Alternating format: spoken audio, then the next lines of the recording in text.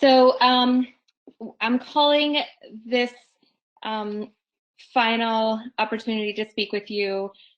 We do a year in review.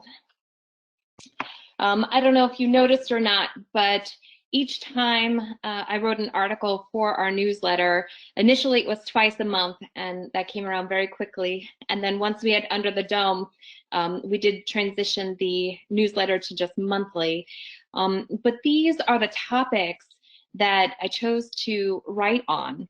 And really, it's just talking about what we, POMA, and what we as osteopathic physicians in Pennsylvania do, and really focusing on the breadth and the depth of the different activities that we as a professional association for our osteopathic physicians do. So I thought I'd continue with this newsletter theme and we do a year in review. 2019-2020 has been a very busy year for POMA, and under my leadership, we've completed the full implementation of the 3-year 4-pillar strategic plan and modification of the budget accordingly. We focused on developing our board of trustees to allow the leadership of the association to be prepared for governance modernization and to review the basics of board leadership. So we do governance. Penny for your thoughts. Now, Dr. Dardarian, I didn't hand out pennies to anybody tonight because I know you were the only one who was on the phone call at that time and didn't get a penny in the room. So we started out our year with Penny for Your Thoughts, where we looked at getting to know each other better and just really understanding a little bit about where other people were when you were doing things as well. Our membership and our board is quite a diverse group of osteopathic physicians. We practice in different practice situations and in a variety of specialties. And we bring different experiences to the table. Some historical for POMA, some from innovation occurring with other groups that people are involved in. But regardless, I'm so very proud of all of you for coming to the board table every time with your thoughts, ideas, concerns, and complaints to help us be better. We do district growth. As I mentioned under the community report, we've been working to develop and support our district leaders. And I just want to take a moment and really recognize the district chairs and the district trustees for all the work you do to support the needs of your local colleagues. I know every district is different and comes from a different place. Some are more established with regular meetings, and others are working to still build their core group. But the job done by these leaders often goes unrecognized because a lot of it is behind the scenes and making organizational phone calls. So we recognize the engagement at the local level is definitely a challenge, as there's lots of competing interests for our attention. This year we saw an increase in the number of members involved in local events. We saw more CME dinner meetings, and we saw opportunities to interact with our families in social settings. We successfully allocated funds previously dedicated for those stethoscopes that's now covered under the foundation back to the members in their districts to be used for CME programs and advocacy efforts, allowing experts within the local area to provide peer education for credit. And we are so grateful for the valiant efforts of our local leaders, and we continue to support them. We do support for students and residents. Our community is more than just practicing physicians. It's our physicians in training and our medical students too. All the residency programs coming up this July will be under ACGME and fully integrated with DOs and MDs. We heard this morning that almost 91% of our DOs who were seeking residency matched, but that still leaves 10%. I believe those statistics are before the scramble. So still some challenges with the full integration. And our residents are concerned. They have a lot of insecurities, and if you talk with the students, they even more so are insecure with those with what the future brings. We continue to support our residents with the wellness grants and provide mentoring in the professional guidance meetings.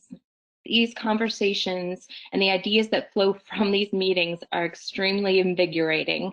So we have residents and students that we put on every committee or task force so that they can see what governance looks like in a professional association.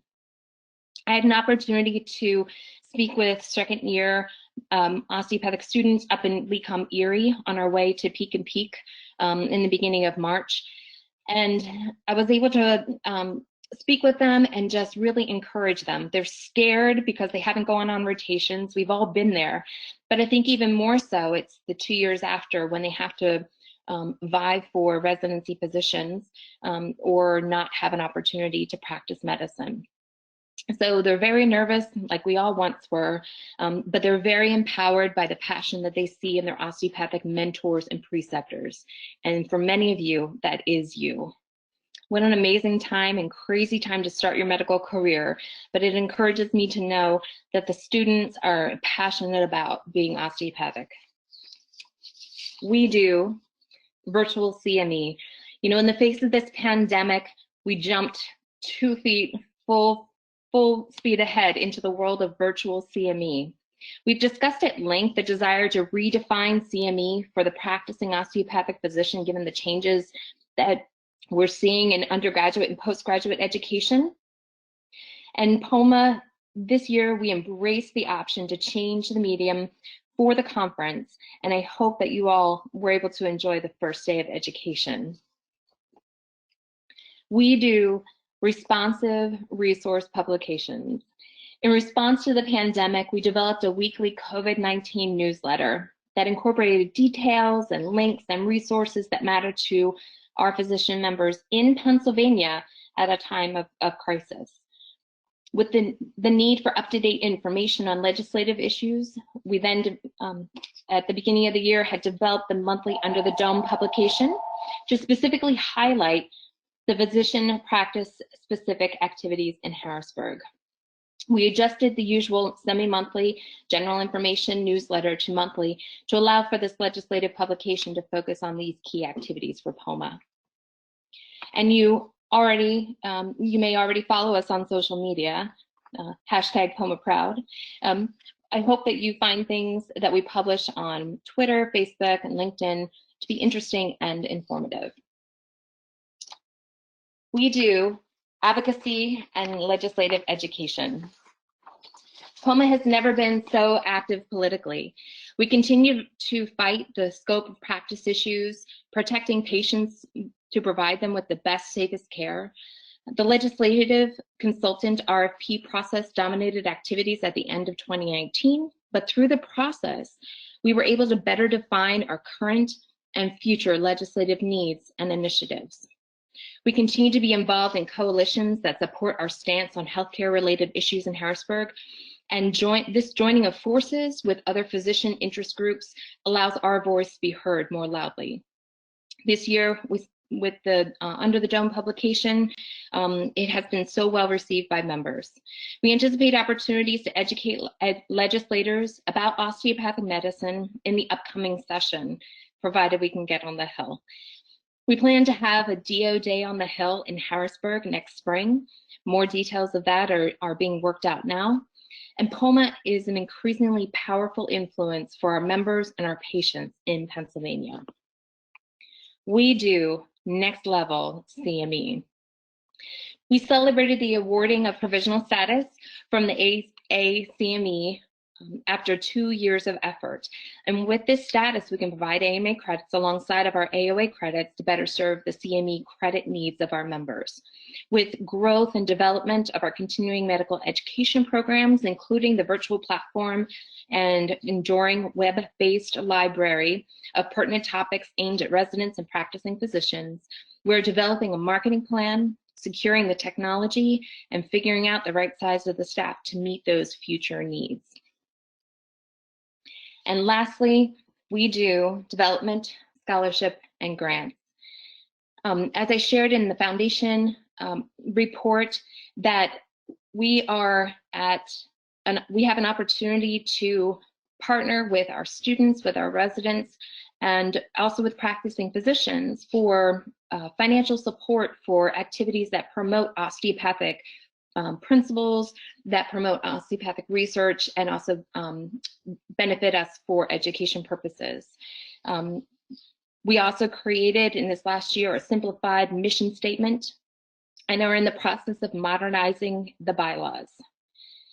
When opportunities like the novel 3D printed face mask grant opportunity came up, the Foundation Board unanimously approved the grant because it's the right thing to do, and that's what the purpose of the foundation is.